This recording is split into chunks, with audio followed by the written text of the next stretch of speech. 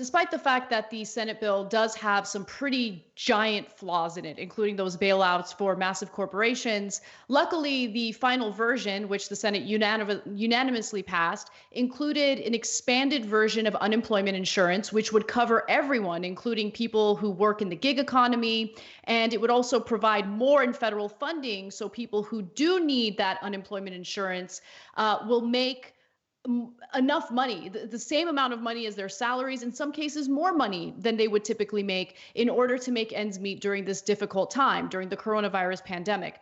Now, that was not an accident. It was because we had someone like Senator Bernie Sanders fighting for it on the Senate floor. And he certainly went after Republicans aggressively. Take a look.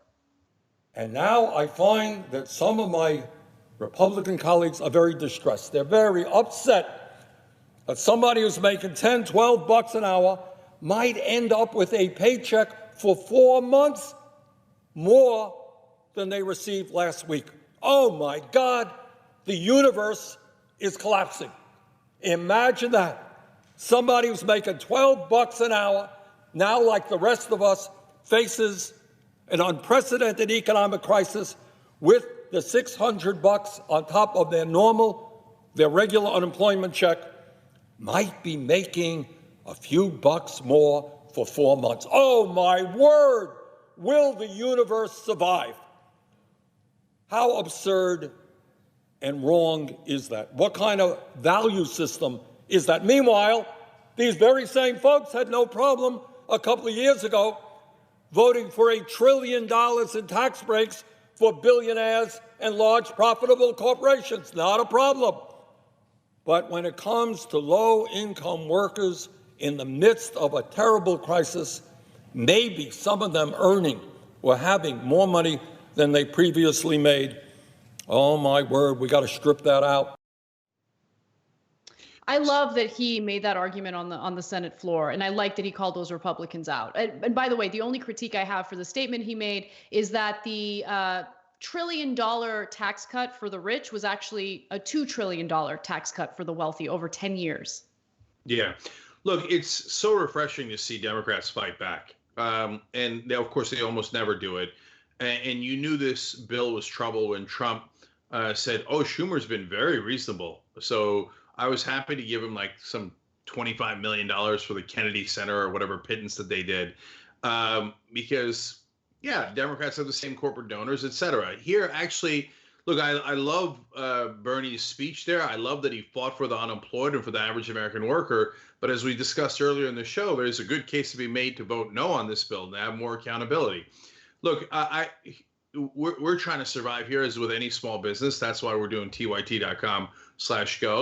But at the same time, I wish we had more money rather than less money. Why? Because I would love to hold Mnuchin and the Trump administration and all these politicians accountable afterwards.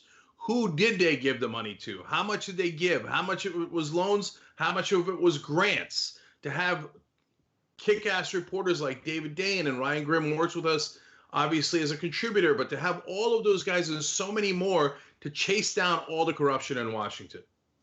Yeah, absolutely. And Bernie Sanders went even further to talk about how, some members of Congress just don't see working Americans, especially if they happen to be poor, as people worth representing. Take a look. When the McConnell bill first came up, unbelievably, and I know many Republicans objected to this, they were saying that, well, we want to give whatever it was, $1,000 or $1,200, but poor people should get less. You see, because poor people are down here, they don't deserve, they don't eat, they don't pay rent, they don't go to the doctor, they're somehow inferior because they're poor, we're going to give them less. Well, that was addressed. Now everybody is going to get the $1,200. But some of my Republican friends still have not given up on the need to punish the poor and working people. You haven't raised the minimum wage in 10 years. Preach. It's just, what are we doing, guys? Like, what are we doing? What are we doing? What are we doing in the Democratic Party right now? We have like Joe Biden as a Democratic frontrunner. He's a complete and utter disaster. Can't even get his sentences straight in a single cable news interview. Doesn't know how to hire the right people to get his live streams going, right? I mean, where's the tough talk coming from Joe Biden? There's been none, zero. What are we doing? Why are we wasting our time right now? It's just, and we're told that this man that you're looking at right now, Joe Biden, is the most electable person. I mean, his silence really has been deafening on all this. Yeah, I thought he was going to end this speech with "Hello, somebody." God, it's just. Are you talking about Nina Turner? Yeah. Yeah, no, I love it. Because he's talking about the average guy. Isn't it amazing? Last thing on this, that that the one senator, the one politician in the country, clearly fighting for the average American, and all of TV hates him. Oh, they hate him. Yeah, and not just TV. New York Times, NPR. They're like, oh, fighting for the average guy. Yeah, definitely not him. Okay. The guy who can't figure out how to make Skype work and has, says nothing will change. Oh, that guy's awesome. That guy's awesome.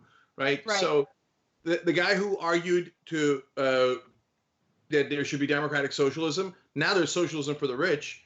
No one's saying a word. The guy who argued that there should be healthcare for everyone. All of a sudden, everybody's saying, hey, we should have healthcare for everyone during this crisis. Well, how about every other crisis? No one, but he never gets credit for any of it. All he gets is disdain and hatred from the elitists that run our mainstream media. Thanks for watching The Young Turks. Really appreciate it. Another way to show support is through YouTube memberships. You'll get to interact with us more. There's live chat emojis, badges.